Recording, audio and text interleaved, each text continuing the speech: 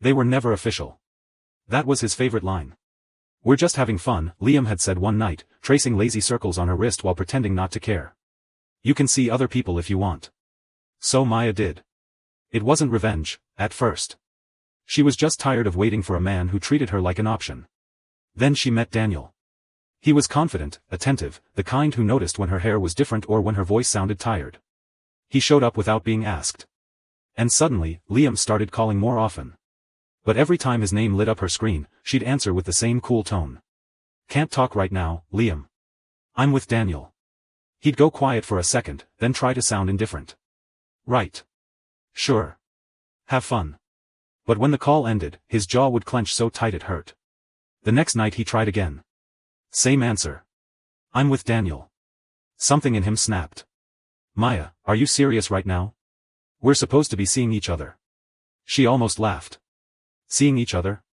You mean the 'we're just casual' thing you love to say?" Her voice was calm, almost too calm, and it made his chest burn.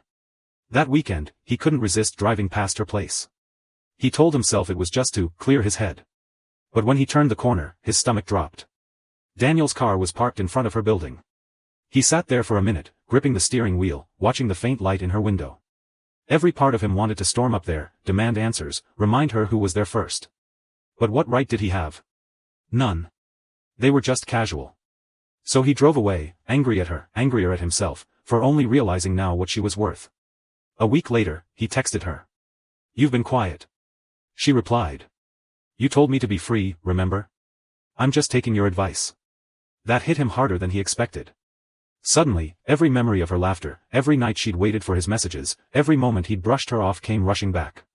When they ran into each other again, she was glowing, effortlessly happy, the kind of happy that doesn't ask for attention. He tried to play it cool, but the jealousy was written all over his face. "Maya," he said, voice low. "We should talk."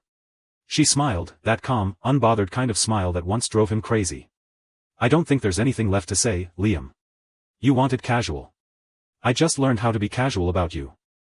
Sophia loved hiking in the mountains near her small hometown. She often went alone with her border collie, Max, who was fiercely loyal and unusually intelligent. One crisp autumn morning, she set out for a trail she'd never tried before, eager to explore. Max ran ahead, tail wagging, sniffing the fallen leaves. Hours passed, and Sophia realized she had wandered far from the path. Suddenly, she twisted her ankle on a hidden tree root, leaving her in pain and unable to walk properly. Panic set in. She called out for help, but the trail was quiet, and no one was around to hear her.